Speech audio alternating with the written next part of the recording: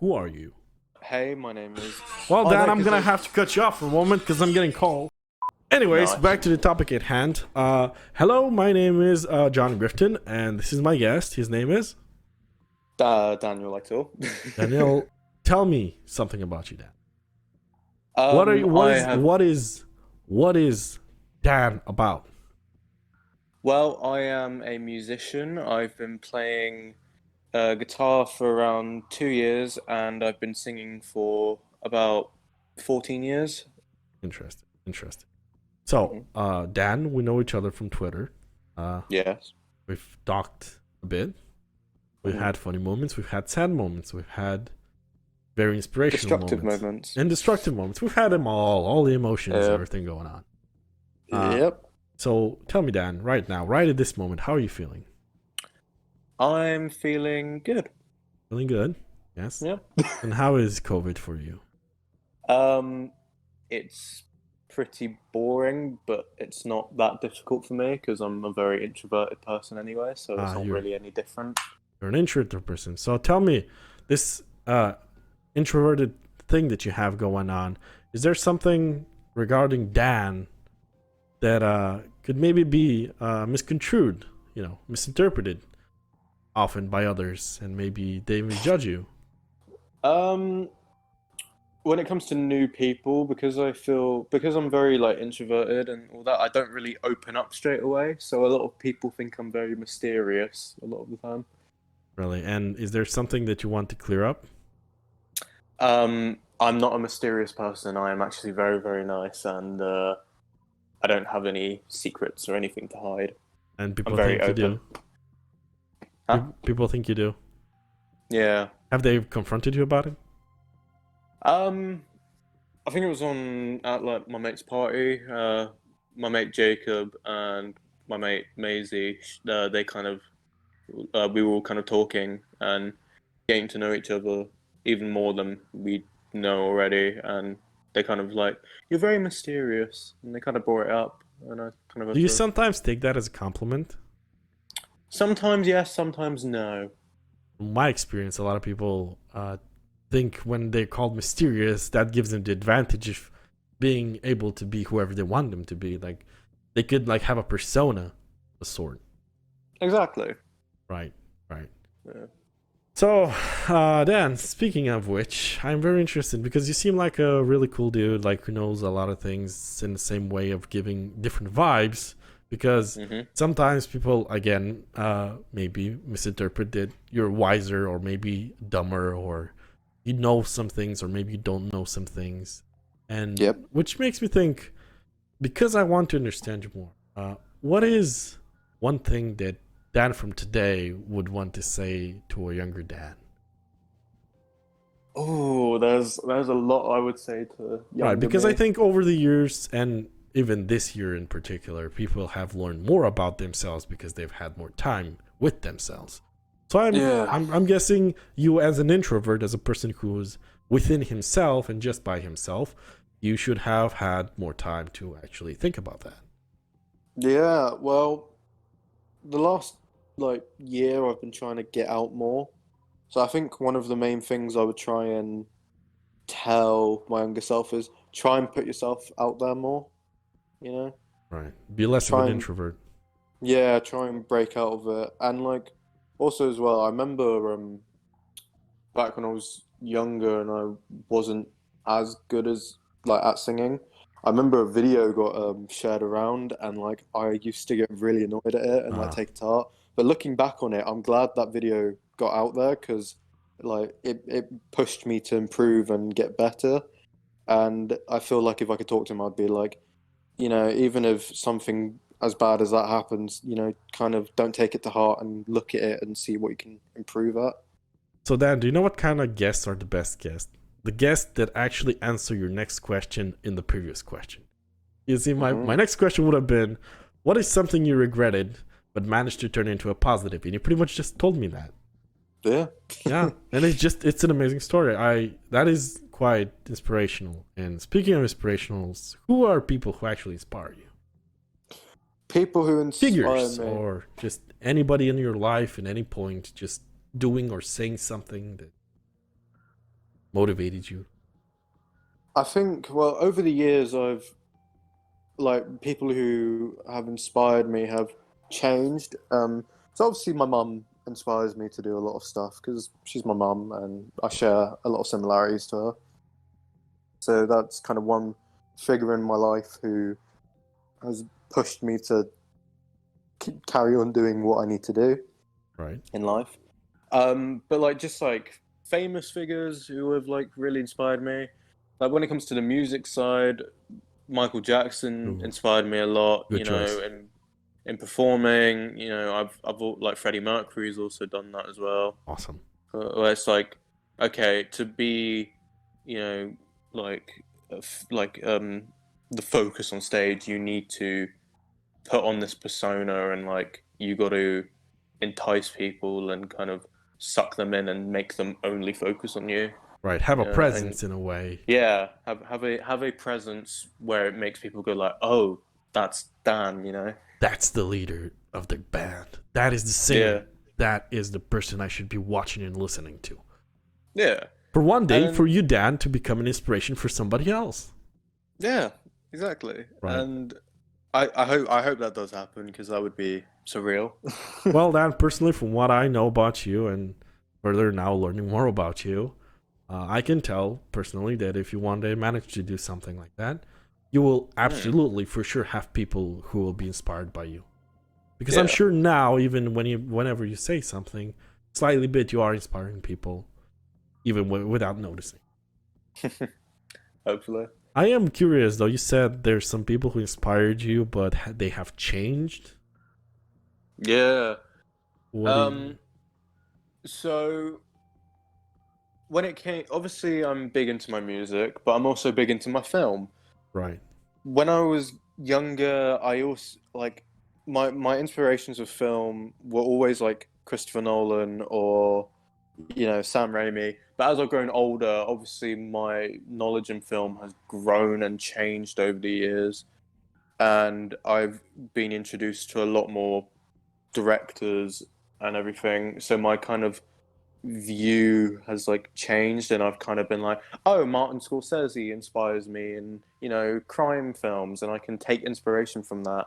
Or like Zack Snyder and he gives me inspiration in all this and symbolism and all that. And it's kind of like I take inspiration from many different directors now versus having a very narrow minded view on just like, oh, these are two directors. I take inspiration from only these, you know? Right. Broad view is really like what you're going for. Yeah. Right. Well, that's really good. That's good.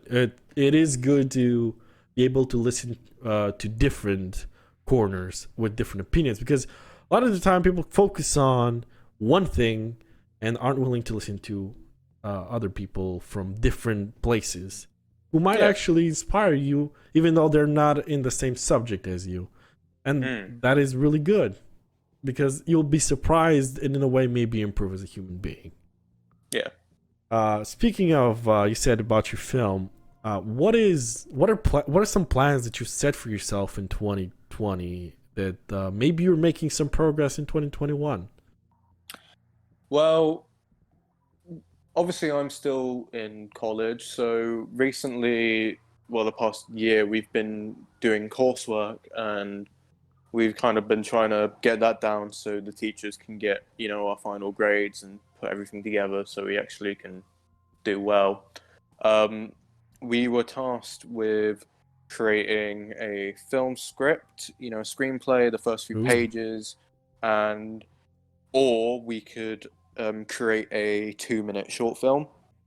okay, Um, yes, I do love directing stuff, but I've never really sat down and tried writing my own screenplay. That was kind of an area where I hadn't really gone before. right, So I kind of sat down for a couple months, going back, rewriting stuff and changing things constantly right. until I was able to create something I was happy with.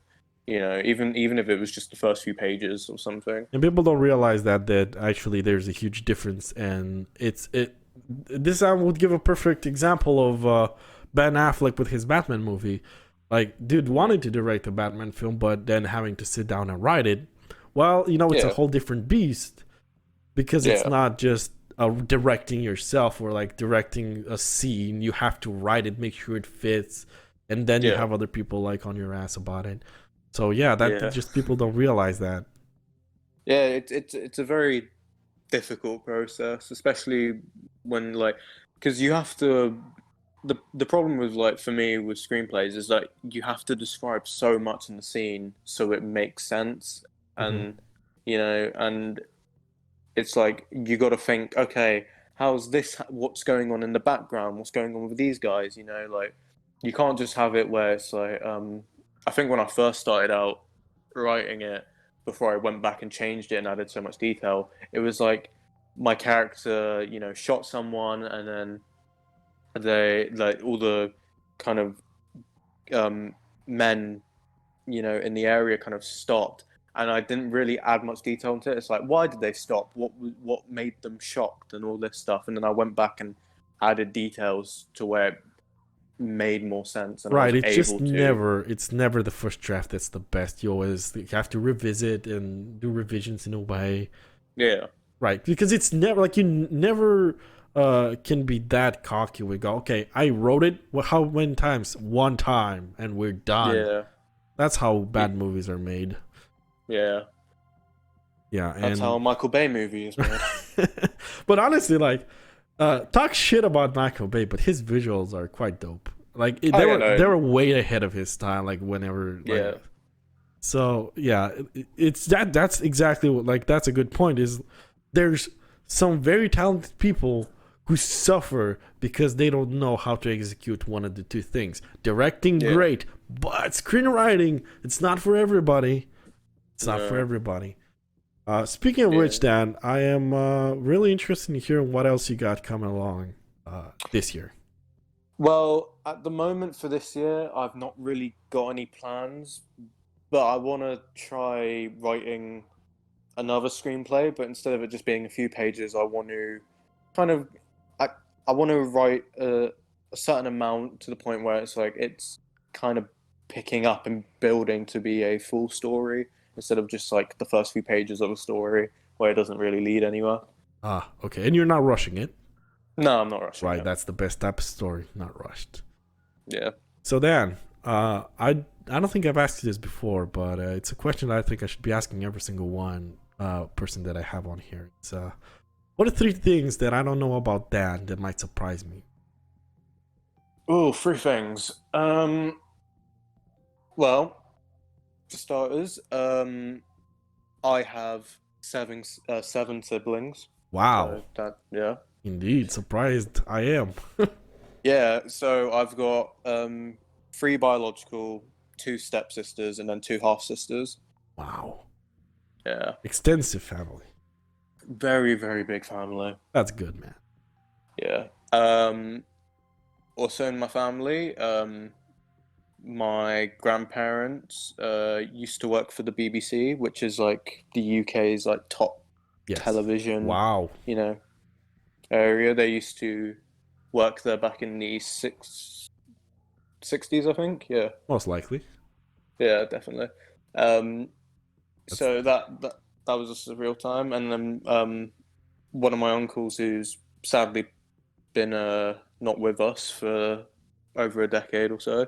good to hear that. Um, yeah, he was in quite a few TV shows, and he was also a pretty big calypso musician Wow. from where he came from. So Would you say that yeah, is something he's remembered for?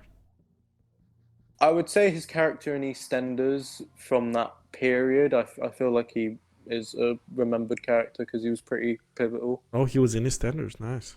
Yeah, So he was then, like he was like part of the main black family ah, at that time. Yeah, well, that means you probably have a door in if you ever have yeah, something good going on. yeah. So speaking of your uncle that he's remembered for that, I'm curious, Dan, from right now, if you want to be remembered with something, what would that be? If I wanted to be remembered, if I made like taking words from Freddie Mercury, like you can like replay my music. You could do so many things with it. Just don't make it boring. If I ever create a film or piece of music that is loved by people, and if someone ever revisits it and like if I do make it big and they do something, just don't make it boring. Do something new and exciting with it. Like if I was able to ever come up with like an original film and it does well, I would just hope if the reboot thing comes towards it, they at least do something new with it and don't just do a really crappy reboot that's like page for page ripoff. Simply said, you want your art to be respected. Pretty much, yeah. Well, this was Dan Eytle. Thank you for joining me. I had a great time. I learned a lot about you, and yeah, same. I can't wait to learn more about you in the future. Well, this was quite fun. I am John Grifton, and I'll see you next time.